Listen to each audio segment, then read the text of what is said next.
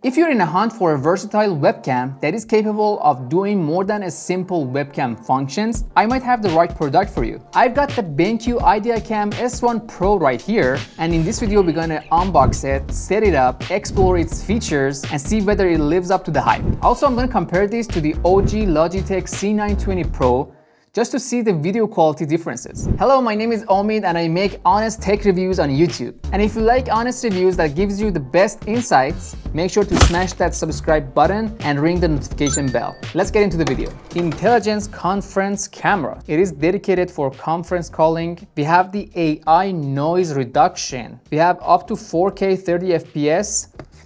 Really nice packaging. Wow. We have the remote control right here. It has a really nice weight to it. I love it. Is it wireless? It has a really nice feeling. I think it's a metal and the lower part is plastic and the ring is really smooth. I love BenQ with all these controls. I have the BenQ monitor and I'm really happy about it. So the control is actually wireless. So we have a USB for wireless connection. Webcam stand right here.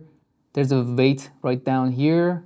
And the webcam goes on top. There's a hole underneath, so if you want to put it on the tripod, you can do that as well. On the left side, we have a lock mechanism as well. I like BenQ with their quality. This is the magnifying glass that goes on the webcam. This one is a privacy shade for the webcam. And it's magnetic, you can just put it on top of the webcam. So here is the webcam, pretty nice. I like the feel of the material, it's really high quality material. We have two buttons on the top, we have a logo in the back, and we have the USB cable. And this is pretty much how you put the camera on top of the stand, it goes right in. Overall, it looks like a promising product. I really like the design and the quality. There's a really nice weight to it. I'm actually excited about the remote because that's really handy. You can just start, stop, mute the mic. This is the security sheet that goes on top of the camera. It's magnetic and it just blocks it. I wish it was like a button on the camera that just closes it and opens it, because you might lose this shield somewhere. It's because it's not attached to the camera, but it's good that actually they include it in the package. All right, so let's go ahead and set it up on the computer and check the quality, audio, and compare it with the other webcams that I have. So BenQ recommends the software Enspire.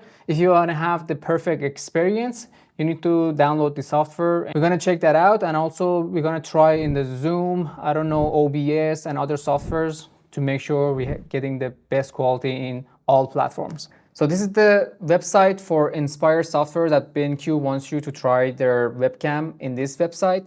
But I was working with this website and there's a bit of issues. I mean, if you can see, there's a lag. The remote control works with the website very fine. You can, if you turn the ring around the remote, it will zoom in. It's on autofocus, but I think my background is more in focus. So let me just try to correct the autofocus by pressing the autofocus. Oh, it just changed to manual. Okay, right. I think I'm in the focus now. Okay, I'm gonna zoom out. And if you press on the remote control for the microphone, it will mute and unmute it. As you can see on the right bottom corner, there's a red microphone, so it's not going to record the audio, and when you press it again, it will record again. And there's a freeze function on the webcam. There's a freeze button on the webcam as well, and on the remote, if you press it, it will freeze the frame, so it's not going to record, so it's just going to freeze.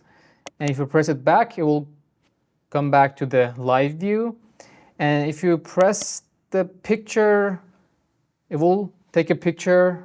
It will just take a picture and it will not do the recording for the video, because right now I'm in the video mode, and you can change to camera mode, and you can change to scanner and also the QR code scanner. And we can do demo. So in this mode, you just put the webcam down, so it will be like a desk view, and it will show what you're doing pretty much. That will be a good view for streamers. If you want to play your hands when you play in the game or something, that would be pretty cool. Show all the documents, stuff. We're going back to the high quality mode, and I'm going to put it back up. Okay, if I turn off, turn on. The light is not really powerful, and picture mode actually works fine. Not the highest quality of the picture, but it takes the picture. But if I go to the video mode, I'm recording the video, okay? It's a bit laggy as you noticed, but let's say I'm just gonna stop the video. I'm stopping the video and it will save it as a WebM. It's a bit laggy as you noticed, but let's say I want to stop the video. I'm just going to use the... As you noticed, the website doesn't do a pretty good job in recording or taking the picture. It's laggy for some reason. So what I did was actually go and download it. So this is the Enspire offline app, and it does a pretty good job, and it doesn't have that lag issue, and autofocus works even better. Like that, and then come back. Focus is a little bit faster. So you have pretty much all the function, and the remote control works here as well. So zoom in. Okay, that's good. So I think the zoom function is not really an optical zoom, it's just the digital zoom. So you just expand the pictures. When you zoom in too much, you're not gonna have a really good quality. So that's what you're getting. You can freeze here as well. So there's a button on the remote. If the autofocus doesn't focus by itself, you can press it and it will adjust the focus again. So that's a pretty neat feature. The remote control only works with the Enspire software and Enspire app on the website and offline. And it doesn't work with other platforms or software. And actually, I'm just gonna test the audio. This is the AI noise cancellation. So this is what you're getting when you purchase this webcam. Okay, so it doesn't stop. It just starts, but it doesn't stop. Okay, that's something else. This is the audio you're hearing from the BenQ ideaCam S1 Pro. And this is the AI noise cancellation. So this is what you're getting when you purchase this webcam.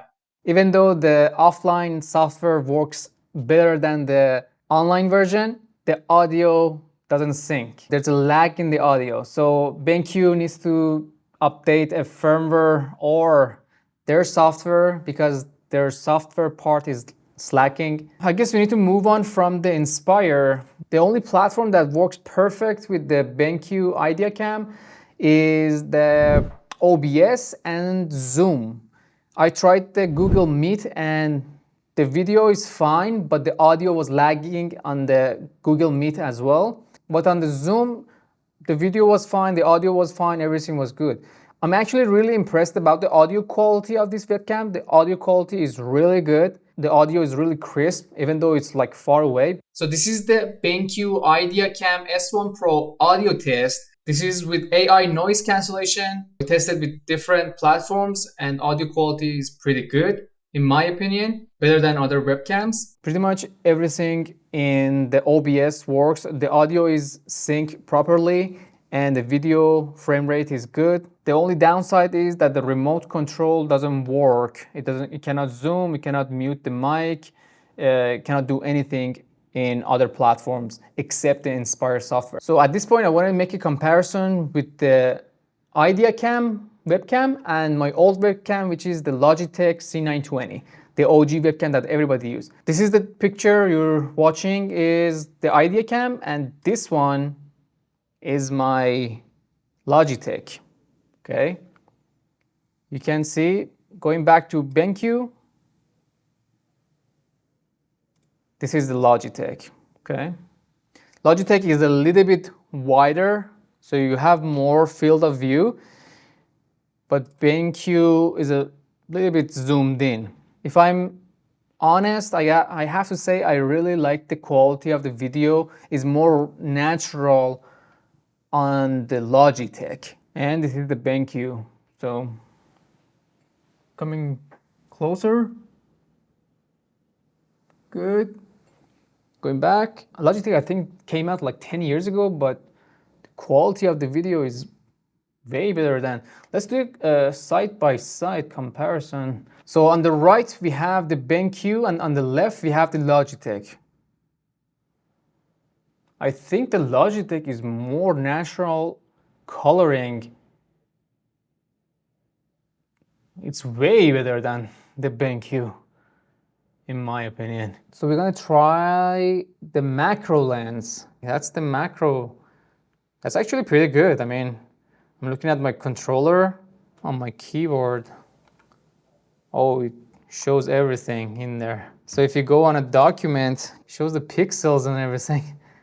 That's a pretty good feature. Oh, you can see the pores on my mustache. Oh, that's awesome. The macro works really good. As far as the quality of the picture, I think the quality is very normal and it's not really great, but the audio quality is very good and audio actually sounds amazing.